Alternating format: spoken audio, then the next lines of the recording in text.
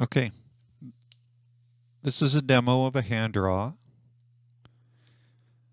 and I'm going to introduce myself and greet the patient, get the patient's name and date of birth. I want to identify the patient, look them up on the information system. I'll find her on there. I'll verify her name by speaking it back to her, look up the lab orders, print out the labels, get my labels, and set them on my station. So one thing I want to add here is when you are greeting your patient, you sit them down and get their identification and get your labels. There's 3 questions that's really important to ask a patient. Okay, the first question, it depends on what has been ordered, but you should ask them when's the last time they ate or drank anything. If you ask them if they're fasting, different people have different ideas of what fasting is. So don't just say fasting, ask them when's the last time they ate or drank anything, and be aware of the requirements of your own lab and what they consider to be fasting. Most of the time it's no food and nothing with any sugar in it. So water is okay, black coffee's okay, black tea's okay, but cream in your coffee, no good. Sugar in your coffee, no good. So know what the requirements are for fasting. So you need to ask your patient if they're, when's the last time they ate or drank anything. You want to ask them if they're on blood thinners, okay, because that makes a difference of, how careful you want to be with your draw. And I mean, you're always going to be careful, but, it might help you in your choice of vein. And also, um, to know how well to wrap them when you're done. Because people that are on blood thinners, if you draw them from the hand and you collapse a vein, they're going to have a really bad black and blue hand for a while. And I'm going to try to avoid that. I mean, it's cosmetic, but it still doesn't look good. And then the last thing you want to talk to them about is ask them if they've ever had a reaction to a blood draw, like if they've ever felt dizzy or faint or nauseous or anything like that.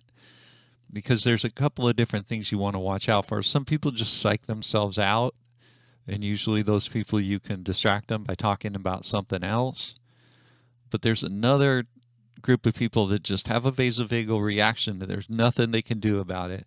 They can try to tough through it, but they'll still pass out, just boom, and it doesn't have anything to do with the conscious mind. It's just an unconscious reaction that they have. So if anybody gives you a positive response on either of those, just have a place where they can lie down. Some places have a blood draw chair that you can lie down in.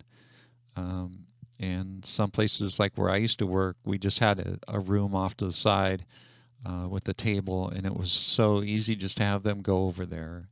And it just avoids any problems, because you don't want to have somebody slump over and end up on the floor, and then it's a hazard. So passing out isn't that bad. Passing out and hitting the floor is really bad. So let's avoid that. So always ask your patients if they've ever had a problem with a blood draw, and have tools to deal with, whatever the responses are, and don't let people try to tough through it. Because if they have that vasovagal response, you just need to keep everything safe. Now I'm going to assess my patient. A lot of patients, you won't be able to find a vein in their arm, and the hand is the best next option usually. A lot of patients will come in and say, oh, no, you have to draw my hand. So this is my patient, and she has nice veins in her hand. Her hand is nice and warm. If you have someone with really cold hands, you might want to use a hot pack or run the hand under warm water. I have everything I need right here, and I have everything on the correct side, which is important. So I hold my needle on my right hand, and I want to be able to grab things with my left hand. So I've got my sharps on the right side, and I've got the things I need on the left side, so I don't have to reach across. With hand draws, you want to avoid the wrist and the knuckles.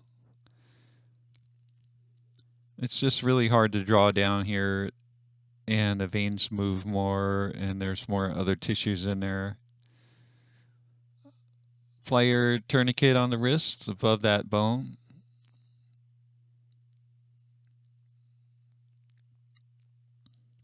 Let's see. So go ahead and tuck your fingers under. You don't have to make a fist, but just have them tuck the fingers under, and that stretches that skin out. And there's a really nice vein here. I look for something straight. Sometimes they're branching, and you want to avoid places where they're branching together or spots that are bumpy, which could be valves. But here's one with a nice straight run, and there's no valves here. This one looks bigger over here, but it's down by the knuckle, and when I feel it, it feels kind of wiggly. So I don't think I want to go for that one. So I'm going to go for this one that's nice and straight. I can anchor it. If you have a vein that's wiggly, I'll show you something that you can do. So I'm going to clean my site, circles going out with the alcohol wipe. This is a butterfly set.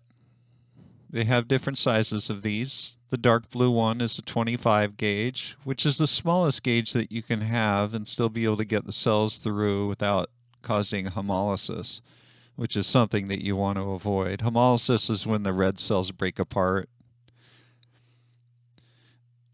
So if you use one of these with a syringe, you want to make sure you don't pull too hard on the syringe. A lot of people will pull too hard on the syringe and pull the blood through that tiny bore and end up hemolyzing the blood. With the vacutainers, you don't have to use a syringe because the vacutainers already have vacuum inside, and they don't have a ton of vacuum, just enough to pull the blood through. So I like using the vacutainers with the 25. This one already has an adapter on it, so it fits right into the sleeve like that. I like to straighten out that tubing. If I do have to let go of it, that tubing can be kinked and cause that needle to move. You want to avoid anything that's going to cause that needle to move while it's inside the vein. This kind has a little button right there, so don't push that button. That'll retract the needle. These are actually designed to retract the needle while it's in the vein. So different people will teach you how to use these differently. I like to take it out and retract it, pointing it into the sharps container, but some people will teach you how to retract it while it's still in the vein, and that's actually the way it's designed. When you hold the wings, you can find a way that works best for you. I tend to like to let people hold it the way that's most comfortable. If you hold it by the bumpy side, then you know that your bevel will be up. But make sure you'll be able to see the barrel of it too, because you'll be watching for that flash. A little flash of blood in there will tell you if you're in the vein. So you don't have to wait to put the tube on to tell you if you're in the vein. You can just watch for that flash. Okay, so let's get this tourniquet back on here.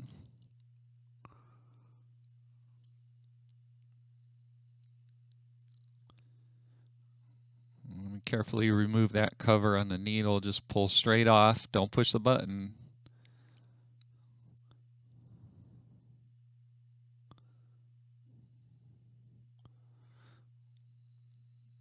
So anchoring it good. With a vein like this that might move, if you go straight over the top, it might be more likely to move to one side or the other. So if you go from one side a little bit, like that, and then you just thread it up the vein like that. And see the flash? And pop my tube on there, and the vacuum will be just right. So I got my flow, pull my tourniquet, get my gauze ready, and my flow stopped. I lost my flow. That happens a lot with hands. I do want to add one thing in here really quick, and that's if you noticed when I took the tourniquet off, the flow stopped. And this is really common happening with small veins and hands. I mean, when you take the tourniquet off, you just lose that pressure and the space just becomes a lot smaller and you lose that flow. Now, the thing about this is we're teaching people to, as soon as you get flow, to take off the tourniquet. Well, as this example shows you, that's not always the best approach, especially dealing with a little tiny vein like this. What I should have done is left the tourniquet on, at least until I changed tubes, if I needed to draw another tube. Or if I had a blue top and I needed to fill it, just to make sure that blue top was full before I pulled the tourniquet off. We warn people about taking the tourniquet off because you don't want to leave it on there too long. So always be aware of how long it's been on. Because if the tourniquet stays on there too long, you can cause problems. There are rare instances where people get problems from having had the tourniquet on there too long. So it's rare, but it's possible. But with a hand, I think, you might push that boundary a little bit just so that you can get the blood. Otherwise, you just got to put it back on again. Try to prop this up a little bit, maybe retract it a little bit. So I had a flow and I lost it. Perhaps I could have left the tourniquet on a little bit longer. And at this point, this is not a successful draw. Try a different tube. Maybe that tube's evacuated. Same problem. So now I've got a problem because it's starting to clot. And now I'm holding it by the barrel. And it's just flowing just barely. It's such a tiny vein. So I got a little bit of flow back finally, just by holding really, really still.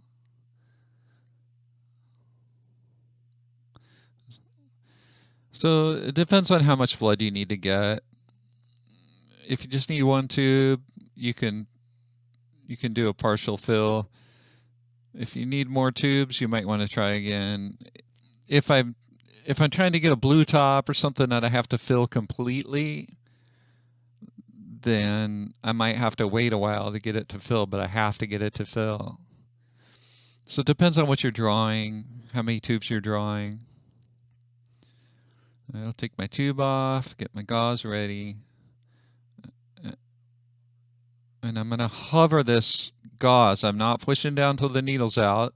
Okay, out. Point the needle. So this needle will have a tiny drop of blood on the end of it. So I'm not going to retract it into somebody's face. I'm going to point it in there and retract it. Or do it while it's inside the patient. And some people will teach you how to do it that way. And whenever you're doing that stuff, you can always have the patient hold the dressing as well. In fact, it's a good idea to get in the habit of having the patient hold it, at least at first, until you get the dexterity you need to do all these things at once safely. If you have a patient that's on blood thinners, give them a couple of wraps, because hands bruise really easy. But in this case, she's probably fine. We'll keep that on there for 5 or 10 minutes. If she was on blood thinners, I'd say 20 minutes.